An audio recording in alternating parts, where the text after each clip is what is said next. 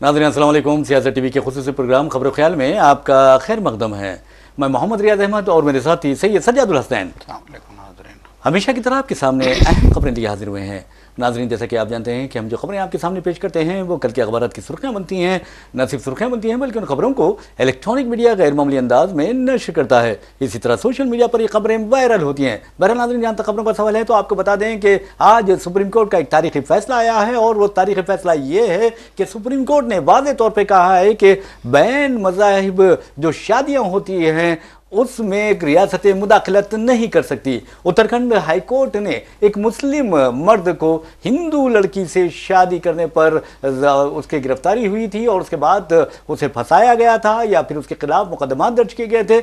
6 माह तक जमानत नहीं दी और उस फैसले को सुप्रीम कोर्ट ने ख़त्म कर दिया, यानी उसने उलट करके रख दिया है। तो बहरहाल इस तरह की खबरें हमारे पास है और आप अच्छी तरह जानते हैं कि किस तरह फ़िरका परस्त दरिंदे लव जिहाद के नाम पर मुसलमानों को निशाना बना रहे हैं, मुस्लिम नौजवानों को कत्ल कर रहे हैं। और ऐसे में अक़लियती नौजवानों का कत्ल अगर होता है तो इसके लिए मैं समझता हूँ कि सुप्रीम कोर्ट के इस फैसले के मुताबिक रियासतों को जिम्मेदार करार देना चाहिए। ख़ासतौर पर बीजेपी ज़ेर इक़्तिदार 15 रियासतों में इस तरह के वाक़यात हो रहे हैं और उत्तर प्रदेश सरफेहरिस्त है इस मामले में। तो ऐसे में मैं समझता हूं कि सुप्रीम कोर्ट ने बीजेपी की ज़ेर इख्तियार रियासतों के मुंह पर एक जोरदार तमाचा रसीद कर दिया है। तो यह खबर है। और दूसरी खबर आपको बता दूं कि जहां तक हमारे चीफ मिनिस्टर रेवंत रेड्डी का सवाल है, 3 दिन हो गए हैं वो दिल्ली में मौजूद है और दिल्ली में उन्होंने राहुल गांधी से मुलाकात की है और यह भी कहा जा रहा है कि राहुल गांधी तक ये बात पहुंच गई है कि रियासत के जो मुसलमान हैं वो बहुत ज़्यादा नाराज़ है इस बात को लेकर के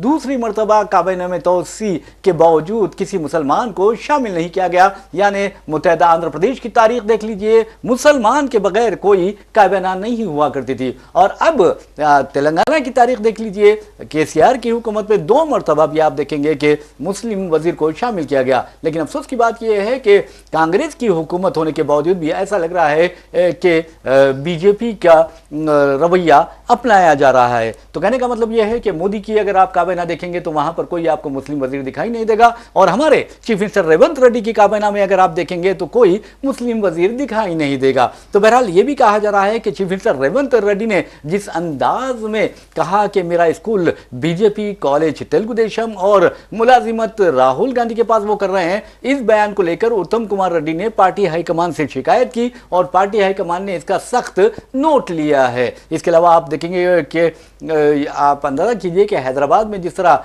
हसीना आलम का जो मुकाबला हुआ यानी मुकाबले हुस्न हुआ उसमें मिस इंग्लैंड ने संगीन इल्जाम आयद करते हुए खुद को उस मुकाबले से दूर कर लिया था। इस सिलसिले में ये कहा जा रहा है कि कांग्रेस के 2 लीडरों ने, हम उनके नाम बाद में लेंगे, 2 लीडरों ने जो कुछ भी किया है उनके यानी उन पर इल्ज़ाम आयद किया है उस मिस इंग्लैंड ने। तो सोनिया गांधी बहुत ज़्यादा नाराज़ है और उन दोनों लीडरों के बारे में, जिसमें एक रुकन राज्यसभा भी है, उसके बारे में रिपोर्ट तलब की है। तो इस तरह की खबरें हमारे पास हैं। लेकिन सज्जा साहब, आप देखेंगे कि चीफ मिनिस्टर दिल्ली में हैं और चीफ मिनिस्टर कलमदानों की यानी ट्रक जो कलमदान तकसीम किए जाते हैं उस सिलसिले में पार्टी हाईकमान से बातचीत करने में मसरूफ़ हैं। तकरीबन उन्होंने राहुल गांधी से मुलाकात की, खरगे से मुलाकात की और सी के वेणुगोपाल से मुलाकात की और ये देखा गया है कि वहाँ पोर्टफोलियोज की तकसीम पर बात हुई। लेकिन ये भी कहा जा रहा है कि किसी मुस्लिम नुमाइंदे को शामिल ना करने पर भी ये बातचीत हुई है, लेकिन ये मंजर आम पर नहीं आई है।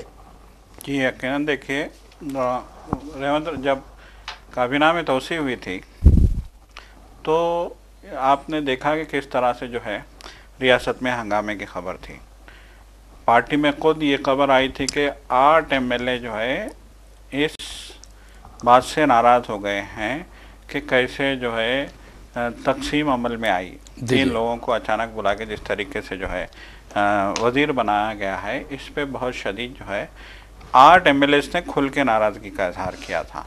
तो यकीनन ये एक बहुत तशवीश की बात थी। और फिर दूसरी जानिब हमने देखा कि किस तरीके से मुसलमानों में जो है नाराज़गी देखने में आई और हम देख रहे थे कि इतवार से लेके पीर और मंगल 3 दिनों तक, चाहे वो सोशल मीडिया हो, चाहे वो जो है कौमी मीडिया हो, चाहे वो जो है रियासत तेलंगाना का मीडिया हो, हर मीडिया में सवाल उठाया गया कि क्यों मुसलमान को वजारत नहीं दी गई, क्यों काबीना में मुसलमानों की नुमाइंदगी को इग्नोर किया गया, नज़रअंदाज किया गया। तो इस बात को लेकर ये जो बेचैनी थी, ये जो है हालात बने थे, उन हालात की गूंज जो है दिल्ली तक भी पहुंची थी, जिसकी वजह से सदर कांग्रेस मल्लिकार्जुन खड़गे ने रेवंत रेड्डी को फौरी दिल्ली तरफ किया था। फिर रेवंत रेड्डी दिल्ली गए, वहाँ उन्होंने रिपोर्ट पेश की जो काबीना में जो 3 वज़ीरों को लिया गया है। उसके बाद ये खबर आई थी कि होम मिनिस्ट्री मल्लू भट्टी विक्रमा को देने की हिदायत दी गई है, जो चीफ मिनिस्टर, मौजूदा डिप्टी चीफ मिनिस्टर। तो ये खबर आई थी कि मल्लू भट्टी विक्रमा को होम मिनिस्ट्री मुंतकल करने की चीफ मिनिस्टर को हिदायत दी गई। फिर उसके बाद ये खबर भी आ रही है, जैसा कि आपने कहा, कि अक़लियती जो है तबके से वजारत हवाले ना करने पर भी वहाँ हाई कमान ने जो है बात की। देखिए, आंध्र प्रदेश, माफ़ कीजिएगा, तेलंगाना के हवाले से जैसा कि हम देख रहे हैं कि केसी वेणुगोपाल और राहुल गांधी दोनों तेलंगाना के हवाले से जो है ज़्यादा संजीदा हैं। और बहुत हमने ये भी देखा कि जो है हमेशा जब भी तेलंगाना की बात आती है तो केसी वेणुगोपाल ही यहाँ के मामलात को जो है हाई कमान के पास डील करते हैं। तो बहरहाल रेवंत रेड्डी जो वज़ीर आला हैं तेलंगाना के, उन्होंने पहले दिन जो है मल्लिकार्जुन खड़गे सदर कांग्रेस से मुलाकात की। फिर उसके बाद उन्होंने दूसरे दिन जो पार्टी जनरल सेक्रेटरी हैं केसी वेणुगोपाल, उनसे मुलाकात की। उनकी राहुल गांधी से भी मुलाकात हुई है। तो यकीनन देखिए, कुछ ना कुछ तो उन्होंने जो है जवाब पेश किए होंगे। मुस्लिम अक़लियत को नुमाइंदगी ना देने पे कुछ ना कुछ तो चीफ मिनिस्टर ने जवाब पेश किए होंगे। और फिर ये खबरें भी आ रही थी कि उस दिन शाम में चीफ मिनिस्टर ने जिस तरह से जो है अपनी तकरीर में कहा कि मेरी स्कूलिंग बीजेपी में हुई है, मेरा कॉलेज जो है चंद्रबाबू नायडू के पास हुआ है, और फिर मैं जो है राहुल गांधी की जॉब कर रहा हूँ, इस पे भी कांग्रेस के हलकों में कहा जाता है कि नाराज़गी का माहौल था। और कांग्रेस के हलकों ने कहा कि जिस तरीके से जो है चीफ मिनिस्टर कह रहे हैं कि मेरी स्कूलिंग जो है बीजेपी के पास हुई है, उसका भी आला कमान ने सख्त नोट लिया है। देखिए, राहुल गांधी को हम देख रहे हैं कि वो पैदल यात्रा कर रहे हैं। हाँ। वो बार बार कह रहे हैं कि पैदल यात्रा का जो उन्होंने कश्मीर से कन्याकुमारी तक, कन्याकुमारी से कश्मीर तक जो उन्होंने पैदल यात्रा की थी, उस यात्रा में उनकी 2 ही जो है बातें थी। एक तो मोहब्बत की दुकान उन्होंने कहा था कि नफ़रत के बाज़ार में मैं मोहब्बत की दुकान खोलने के लिए आया हूँ। और दूसरी उनकी बात थी, उन्होंने हर इंटरव्यू में जहाँ जहाँ वो गए, कश्मीर से लेके जिस रियासत में वो जाते गए, उस रियासत में मीडिया वालों से उन्होंने दो टोक अंदाज में कहा कि मेरी लड़ाई जो है वो नज़रियात की लड़ाई है। बीजेपी के नज़रियात मुतसादिम हैं इस मुल्क की, जो मतलब है कि जो इस मुल्क का जो माहौल है, इस मुल्क की जो कसीर लिसानी, कसीर सकाफती और कसीर जो है मजहबी जो तहज़ीब है, इस तहज़ीब से बीजेपी के नज़रियात मुतसादिम हैं। बीजेपी हिंदुत्व की बात करती है, बीजेपी नफ़रत की बात करती है, बीजेपी अक़लियत को किनारे करने की बात करती है। और बीजेपी के जो है दौरे इक़्तिदार में दलितों पे भी जो मज़ालिम हुए हैं, जिस तरह के हालात दलितों के साथ भी आए हैं, ये भी जग हाज़िर हैं। तो इन सारी जो है बातों को अगर हम देखते हैं तो साफ़ तौर पे राहुल गांधी ने कहा था कि मेरी लड़ाई बीजेपी से, मोदी से कोई पर्सनल लड़ाई नहीं है, मेरी लड़ाई जो है नज़रियात की लड़ाई है। उनकी आइडियालॉजी को हम नहीं मानते और उनकी आइडियालॉजी इस मुल्क पे जो है असरअंदाज नहीं हो सकती। उनकी आइडियालॉजी को कबूल करने की इस मुल्क की फितरत ही नहीं है। आप देखिए, आज़ादी से लेकर आज तक बाबा साहब अम्बेडकर ने जो है जिस मेहनत से इस मुल्क के लिए जो है आइन तैयार किया था, जिस मेहनत से दस्तूर को जो है हतमी शक्ल दी गई, जिस मेहनत से दस्तूर पे जो है काम किया गया, और पूरी टीम ने, बाबा साहब अम्बेडकर की क़यादत में पूरी टीम ने दस्तूर आइन को जो है हतमी शक्ल देने में जिन मुश्किलात का सामना किया और जिस तरीके से तमाम तबक़ात को जो है लेकर मामले को जो है आगे बढ़ाया गया, और साफ तौर पे आइन में ये वाज़े कर दिया गया है, इस मुल्क के आइन में, हिंदुस्तान के आइन में, हिंदुस्तान के दस्तूर में साफ तौर पे ये वाज़े कर दिया गया है कि यहाँ के हर शख्स को इस बात की खुली आज़ादी है कि वो अपने मज़हब पे आज़ादी के साथ चले, वो अपनी ज़बान आज़ादी के साथ बोले, वो अपनी ज़बान में काम करे, वो अपनी दुकान लगा सके, वो जो है अपना रोज़गार कर सके, उसको रोज़गार करने की आज़ादी है, उसको तालीम की जो है बुनियादी हुकूक़ में उसको तालीम का हक़ दिया गया, उसको मेडिकल की फ़राहमी का हक़ दिया गया, उसको सेहत का हक़ दिया गया, उसको अनाज का हक़ दिया गया, उसको खुराक का हक़ दिया गया। तो सारे हुकूक़, मतलब है कि खुराक का हक़ दिया गया, इसका मतलब है कि आप उसकी खुराक पे आवाज़ नहीं उठा सकते। उसको तालीम का हक़ दिया गया, उसका मतलब है कि आप उसको ये नहीं कह सकते कि आप ये पढ़ेंगे, ये नहीं पढ़ेंगे, जैसा कि बीजेपी में हो रहा है। औरंगज़ेब आप नहीं पढ़ेंगे, अकबर को आप नहीं पढ़ेंगे, बहादुर शाह ज़फ़र को आप नहीं पढ़ेंगे, हुमायूं को आप नहीं पढ़ेंगे, मुग़लिया सल्तनत की तारीख़ को आप नहीं पढ़ेंगे, और जिस तरीके से अल्लामा इक़बाल के जो है नज़्मों को हटाया जा रहा है, हम देख रहे हैं कि धीरे धीरे आपको पहले ये कहा गया कि आप क्या खाएंगे क्या नहीं खाएंगे, फिर आपके कपड़ों पे जो है सवाल उठने लगे, आपके हिजाब को जो है सवाल उठाए गए, और ये कहा गया कि आप हिजाब पहन के आती हैं तो आप क्लास में इम्तिहान नहीं दे सकते। किस तरह के वाक़यात अफसोस की बात है। लखनऊ बेंगलोर के मांडिया के वाक़े को हम कैसे भूल सकते हैं? तो जितने बुनियादी हुकूक आइन में हासिल हैं, इन सारे हुकूक की नफ़ी की जा रही है, बिल्कुल आपने सही बीजेपी की आइडियालॉजी में। तो उसको मुस्तरद करने का काम राहुल गांधी कर रहे हैं, उस आइडियालॉजी से राहुल गांधी लड़ रहे हैं, और हमारे चीफ मिनिस्टर कहते हैं कि मेरी स्कूलिंग बीजेपी में हुई। तो आखिर इसका क्या जो है पैगाम जाएगा? यकीनन इन सारी चीज़ों पे जो है वहाँ पे आला कमान के साथ चीफ मिनिस्टर की बातचीत हुई है। और सज्जा साहब, आपको बता दूं, उत्तम कुमार रेड्डी के बारे में ये कहा जा रहा है कि सेक्युलर कायद हैं, वो सेक्युलर लीडर हैं, और आप देखेंगे कि प्रदेश कांग्रेस के सदर भी रह चुके हैं कई मिनट के लिए। उन्होंने शिकायत की है पार्टी हाईकमान से कि चीफ मिनिस्टर ने इस तरह की बात की है। तो आप को अंदाज़ा कीजिए कि वहाँ पर इस ताल्लुक से कांग्रेस में काफ़ी बरहमी पाई जा रही है। कम से कम देखिए, बदकिस्मती कांग्रेस की पता नहीं क्या है। देखिए, गद्दारों की तादाद बहुत ज़्यादा कांग्रेस में पाई जाती है। अब खुद देखिए, बीजेपी ज़ेर इक़्तिदार रियासतों में अगर कांग्रेस को जो तोड़ा जा रहा है, गद्दार जो है फ़ौरन दूसरी जमातों में शामिल हो जाते हैं। तो राहुल गांधी को भी सोचना चाहिए, और राहुल गांधी को और के.सी.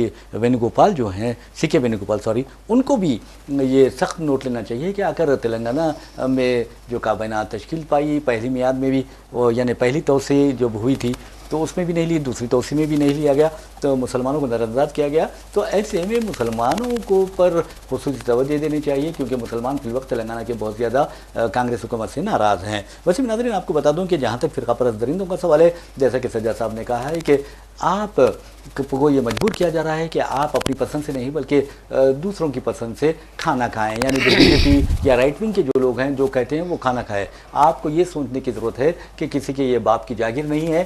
हम अपना जो जी चाहे कपड़ा पहन सकते हैं, लिबास ज़ेब-ए-तन कर सकते हैं, यहाँ तक कि खाना खा सकते हैं, और किसी को इस मामले में मुदाखलत की कोई ज़रूरत नहीं है। हद तो ये है कि आप किसी से शादी भी कर सकते हैं, चाहे वो किसी दूसरे मज़ाहब से आपके पार्टनर का ताल्लुक़ क्यों ना हो। अब अंदाज़ा कीजिए कि जब मुस्लिम नौजवानों ने प्यार और मोहब्बत के साथ इश्क के करते हुए शादी की, यानी अपने महबूबा से शादी की, और महबूबा इत्तेफाक से हिंदू निकली, तब आप देखेंगे कि किस तरह बीजेपी रियासतों में उन नौजवानों पर जुल्म ढाए गए, उनके ख़ानदानों पर जुल्म ढाए गए। हद तो ये है कि उत्तर प्रदेश में एक ऐसा वाक़या भी पेश आया जहाँ पर एक नौजवान ने गैर मुस्लिम लड़की से शादी की, और फिर उसके बाद पुलिस स्टेशन में उसे फांसी दे दी गई। और फांसी कैसे दे दी गई ये मैं नहीं कह रहा हूँ, बल्कि उसके अरकान ख़ानदान ने कही है।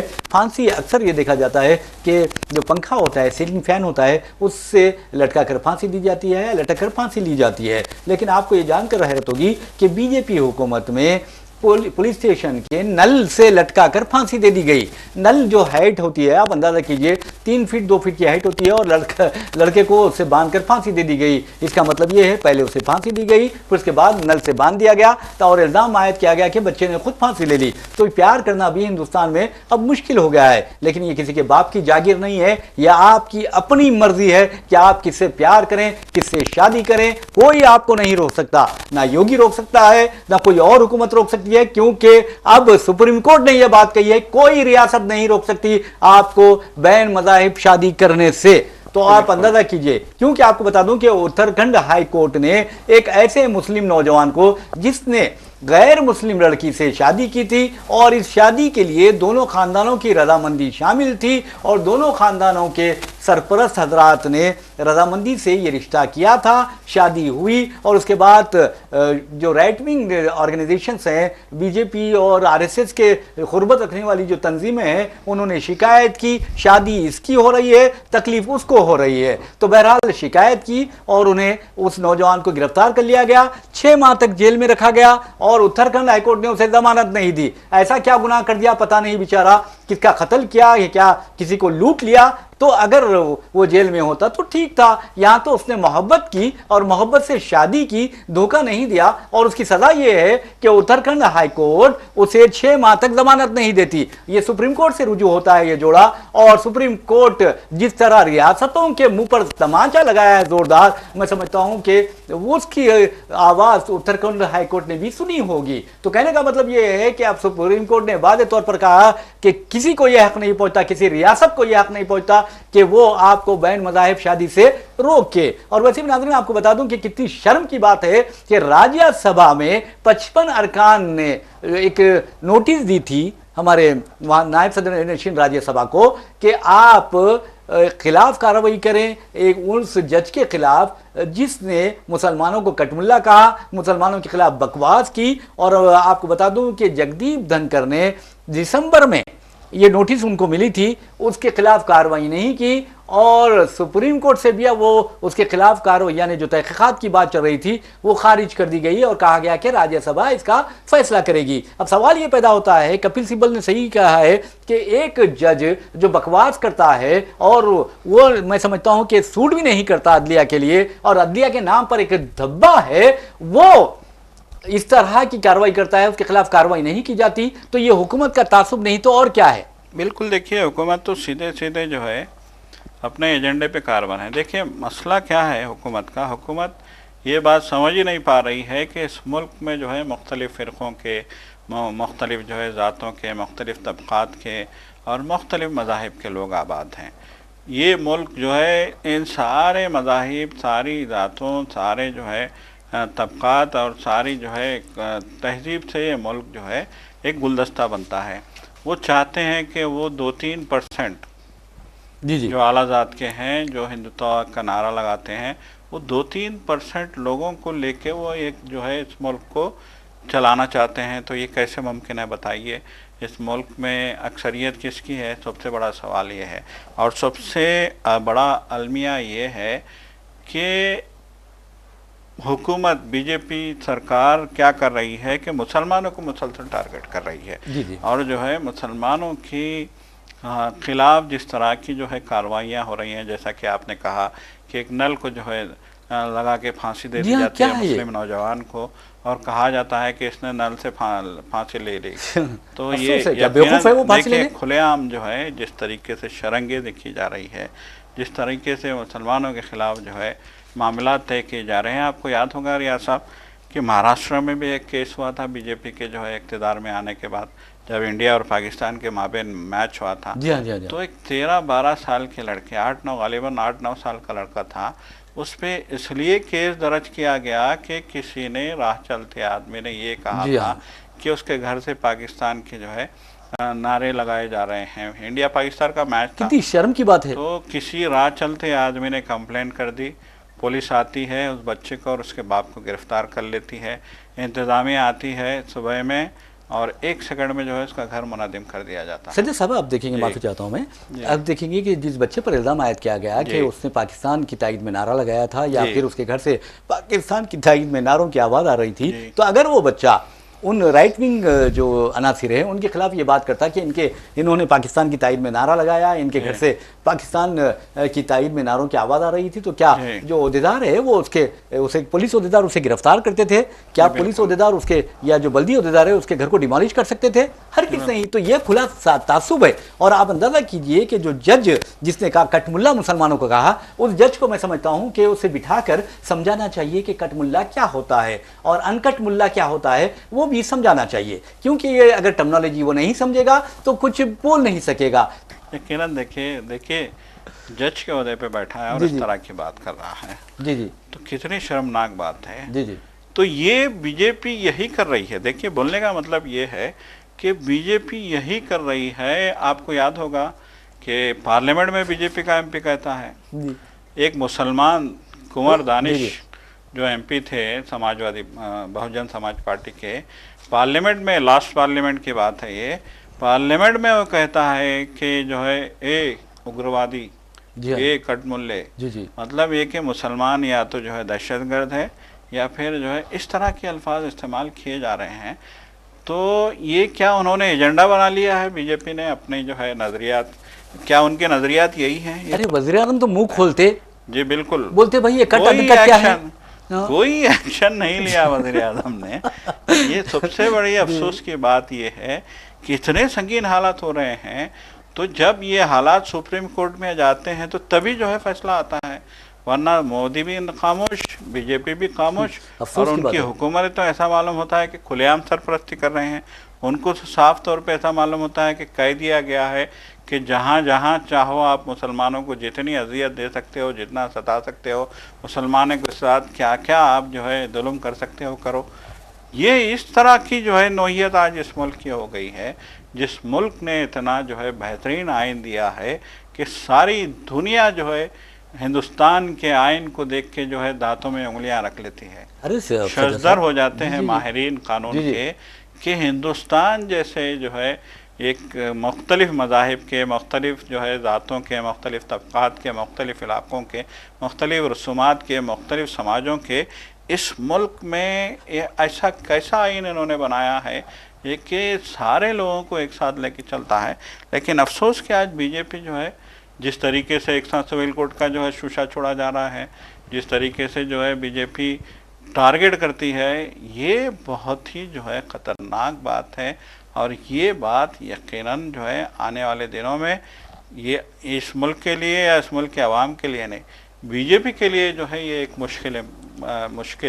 मुश्किलें पैदा कर सकती है। बीजेपी को समझने की ज़रूरत है। बहरहाल नाज़रीन, आपको बता दूं कि जहाँ तक इस जज का सवाल है, उस जज का नाम आपको बताता हूँ कि जस्टिस शेखर यादव, उसके बारे में साबिक़ चीफ जस्टिस ने वाज़ेह तौर पर कहा कि वो उस ओहदे के लिए अहल ही नहीं है, क्योंकि इस तरह की वो बकवास करता है। अब अंदाज़ा कीजिए कि एक जज का फरीज़ा होता है कि अदलिया की खिदमत करे, जुडिशरी सिस्टम को सुधारे और इंसाफ को यकीनी बनाए, लेकिन वो खुद तासुब का इज़हार कर रहा है, बजरंग दल के जलसों में जा रहा है। हालांकि जजेस के लिए ये वाज़ेह तौर पर हिदायत जारी होती है कि वो खुद को सियासतदानों से दूर रखें और इस तरह के तकारीब में ना जाएं जो आपके लिए तनाज़े का बायस बनते हैं। तासुब या जानिबदारी का आप पर इल्ज़ाम आयद किया जा सकता है। आप अंदाज़ा कीजिए कि कट अनकट की वो बात कर रहा है, कटमुल्ला कह रहा है, और वो आज तक वो सौदे पर फायज है। तो मैं समझता हूँ कि इस तरह के अनासिर को, मैं नहीं समझता बल्कि सारी आवाम ये समझ रही है कि इस तरह के अनासिर को अदलिया में नहीं होना चाहिए, बल्कि ये अदलिया पर एक बदनुमा दाग है, एक बदनुमा धब्बा है, और इस बदनुमा दाग और धब्बे को धो देना चाहिए। मोहब्बत के